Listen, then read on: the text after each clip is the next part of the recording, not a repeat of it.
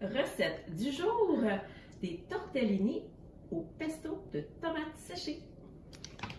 Yeah, donc pour les ingrédients, on veut un paquet de tortellini au fromage, une boîte de thon ou 150 g de prosciutto, une tasse de tomates séchées dans l'huile, 2 gousses d'ail, une cuillère à table de noix de pain ou autre noix au choix, 2 cuillères à soupe de parmesan et une tasse d'épinards facultatif.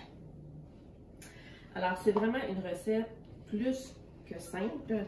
Donc, au départ, tout ce qu'on a à faire, c'est vraiment avec le paquet de tortellini. Donc, ça peut être au fromage, ça peut être ou encore au bœuf ou à la viande, whatever. C'est vraiment pas important. On le fait cuire au départ, on fait refroidir, on met dans un bol.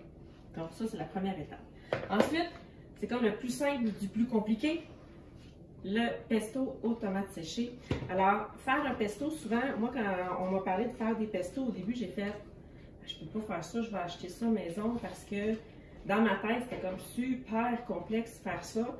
Mais quand on m'a montré, quand on m'a dit comment le faire, j'ai fait, vraiment, c'est juste ça les étapes. J'en revenais même pas moi-même. Donc, honnêtement, n'importe qui est capable de faire ça. Donc, j'utilise mon extra chef pour le faire encore une fois parce que ça hache vraiment super bien. Donc, je vais mettre l'ail à l'intérieur et je vais hacher au départ. Comme ça, je vais couper petit. Voilà, je pense qu'on voit bien. Ensuite, par petites portions, je vais venir ajouter mes tomates séchées. Je ne vais pas mettre au complet parce que la tomate séchée, elle est coriace.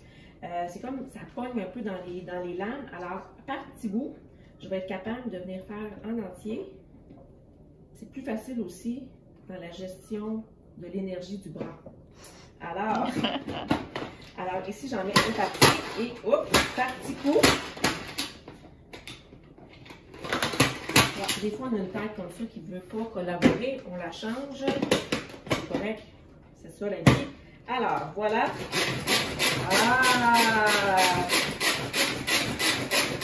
Parce que l'autre, elle doit être trop de tomates séchées.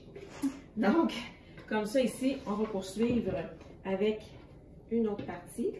Important aussi de l'huile qui est dans vos tomates séchées, là, vous ne jetez jamais ça. Ça peut aromatiser une mayonnaise. Donc, vous allez avoir facilement une mayonnaise avec plein de goût de tomates séchées. Un riz. Puis, vous en avez besoin de toute façon dans votre pesto. Si vous n'avez plus assez d'huile, vous pourriez rajouter de l'huile d'olive. Mais on utilise la même huile de tout aromatiser déjà. Donc, à coup de petits coups, je vais venir ajouter les noix de pain ou toute autre noix là. Parce que les noix de pain, c'est pas parmi les plus économiques nécessairement. Si vous payez un bon deal, fine. Idéalement, les noix de pain, des fois, on peut les congeler aussi. C'est ce qui fait qu'ils vont garder leur fraîcheur puis ça va durer plus longtemps. On ne veut pas qu'ils deviennent rances. Je vais ajouter le parmesan. Comme ça, je vais aller chercher. On ne gaspille rien. Voilà. Et les épinards. Comme ça ici. Et là, on est avec des ingrédients plus mous. Donc, c'est plus facile. Et à coup de petits coups,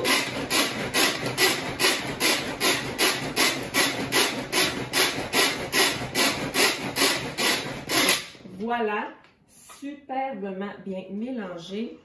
On a un pesto digne du magasin. Voilà. Magnifique. Il ne me reste plus qu'à mettre à l'intérieur avec mes tortellini. Donc, je vais ajouter, peut-être que j'en ai mis beaucoup. Mieux vaut d'y aller par petits coups. Comme ça, c'est plus facile. Puis, question d'avoir un peu plus de protéines, on vient ajouter une boîte de thon ou encore du prosciutto, selon.